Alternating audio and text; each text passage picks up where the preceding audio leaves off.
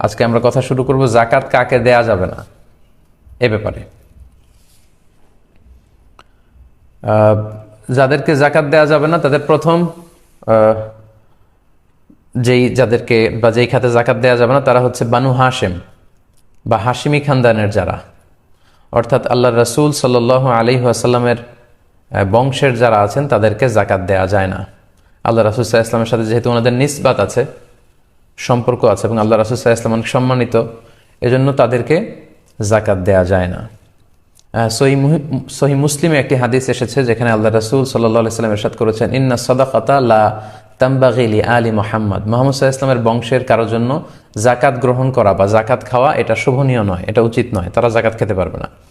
কারণ ইন্নামা হিয়া আওসাখুন নাস, এটা হচ্ছে মানুষের সম্পদের মধ্যে যে অপবিত্র জিনিস আছে বা ময়লা আছে, সম্পদের ময়লা বলা যায়, যেহেতু সম্পদকে পিউরিফাই করার জন্য এই যাকাতকে ফরজ করা হয়েছে। সো এই জাতীয় জিনিস আলে মোহাম্মদ সাল্লাল্লাহু আলাইহি ওয়াসাল্লামের পরিবার বা বংশের অন্তর্ভুক্ত যারা হবে তাদের জন্য আল্লাহ তাআলা এটাকে হালাল করেননি, তাহলে ওনাদেরকে যাকাত দেওয়া যাবে না।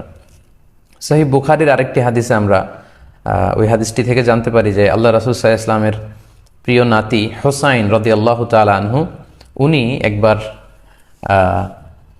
যাকাতের খেজুর থেকে একটি খেজুর নিয়ে খেতে শুরু করেছিলেন। দূর থেকে আল্লাহ রাসূল সাল্লাল্লাহু আলাইহি ওয়াসাল্লাম এটা দেখে তিনি বললেন কিখ কিখ, যেটা আমরা বাংলায় ওয়াক থু ওয়াক এরকম বলি, মানে এরকম হোসেন রাদিয়াল্লাহু তাআলা আনহুকে বোঝাতে চাইলেন যে নানা ভাই তুমি এটা কি করছো, কিখ কিখ ইরমি বিহা, তুমি এ যাকাতের খেজুর খেও না, এটা ফেলে দাও।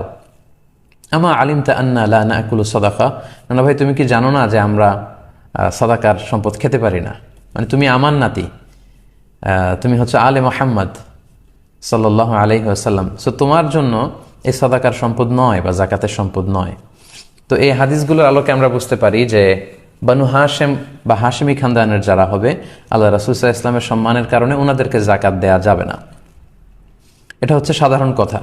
কিন্তু বর্তমান বিশ্বে আল্লাহ রাসূল সাল্লাল্লাহু আলাইহি ওয়াসাল্লামের বংশের সাথে নিসবত আছে এরকম অনেক শাখা বংশ গোটা বিশ্বব্যাপী ছড়িয়ে আছে। এখন পৃথিবীতে যদি এরকম কোনো পরিস্থিতি দেখা দেয় যে ওনাদের মধ্যে থেকে কেউ যদি দরিদ্র হয়, আর্থিক সংকটে ভুগে, তাহলে তাদের ব্যাপারে হুকুম কি?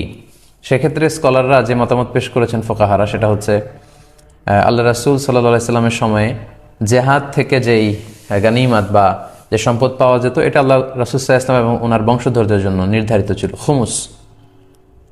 খুমুস নির্ধারিত ছিল,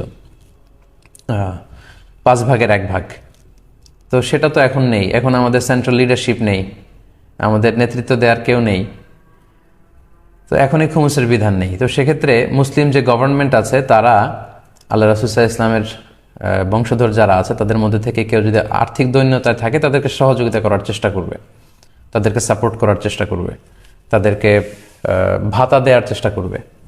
এখন এরকম ব্যবস্থাও যদি না থাকে, খুমুস নাই, ভাতা দেওয়ারও সুযোগ নাই, সেক্ষেত্রে অনেক ফোকাহারা বলেছে এরকম বিশেষ পরিস্থিতি যদি হয় তাহলে তাদেরকেও যাকাতের অর্থ দিয়ে সহযোগিতা করা যেতে পারে।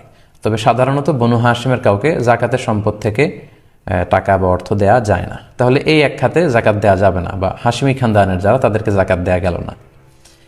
এরপর অমুসলিম যারা, তাদেরকে যাকাত দেয়া যাবে না, কারণ যাকাত এটা মুসলমানদের থেকে উত্তোলন করা হয় এবং মুসলমানদের মধ্যে বিতরণ করা হয়।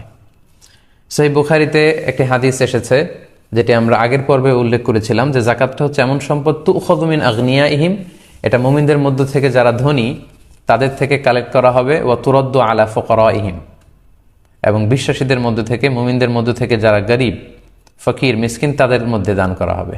তো এটা অমুসলিমদের জন্য নয়, এটা হচ্ছে সাধারণ হুকুম। কিন্তু এক্ষেত্রে এক্সেপশনাল হচ্ছে আল মুআল্লাফাতু কুলুবুহুম, যাদের চিত্ত আকর্ষণের জন্য আল্লাহ রাসূল সাল্লাল্লাহু আলাইহি ওয়াসাল্লাম যাকাত দিয়েছিলেন। অনেক কাফির মুশরিককে, বিধর্মীকেও আল্লাহ রাসূল সাল্লাল্লাহু আলাইহি ওয়াসাল্লাম যাকাত দিয়েছিলেন। তো এই মতামতটার ব্যাপারে ইখতিলাফ আছে। হানাফি স্কুল অফ থটের মতে হচ্ছে তাদেরকে যাকাত দেয়া যাবে না, অর্থাৎ যাকাতের টাকা অমুসলিমদের কোনো কাজে বা তাদেরকে সাহায্য সহযোগিতার জন্য ব্যয় করা যাবে না, বরং অন্য কোনো ফান্ড থেকে অমুসলিমদের মধ্য থেকে কেউ যদি নিঃস্ব থাকে, অসহায় থাকে, তাদেরকে হেল্প করতে হবে।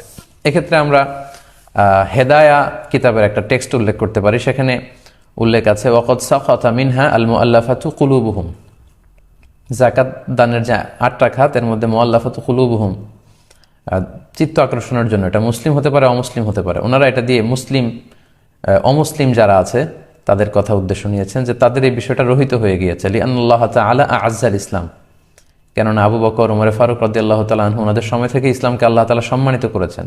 ইসলামের এমন একটা অবস্থা তখন চলে এসেছে, অমুসলিমদেরকে জাকাত দিয়ে আর ইসলামের প্রতি তাদের চিত্ত আকর্ষণের দরকার নেই। ওয়া আগনা আনহুম ওয়া আলা যালিকা ইন আকাদাল ইজমা, হানাফি স্কলার্সদের মতে এ ব্যাপারে ইজমা হয়েছে, ইজমায়ে সুকুতি। কিন্তু অন্যান্য মাযহাবে এবং অন্যান্য ফুকাহারা এ ব্যাপারে ফ্লেক্সিবল। ওনারা বলেছেন যে না, ইনমাসাতিল হাজা, যদি সিচুয়েশন ডিমান্ড করে তাহলে অমুসলিমদেরকেও জাকাত দেওয়া যাবে। মোস্ট রিসেন্টলি আমি আলী আল কারাদাগি, একজন ওয়ার্ল্ড ফেমাস একজন স্কলার, ওনার একটা রিসার্চ পেপার পড়েছি। সেখানে তিনি আল মুআল্লাফাতু কুলুবুহুম এটা নিয়ে বিস্তর আলোচনা করেছেন এবং সবশেষে উনি যেই আউটপুট সেখানে দিয়েছেন, উনি বলতে চেয়েছেন যে এটার হুকুমটা আসলে রহিত হয়ে যায়নি।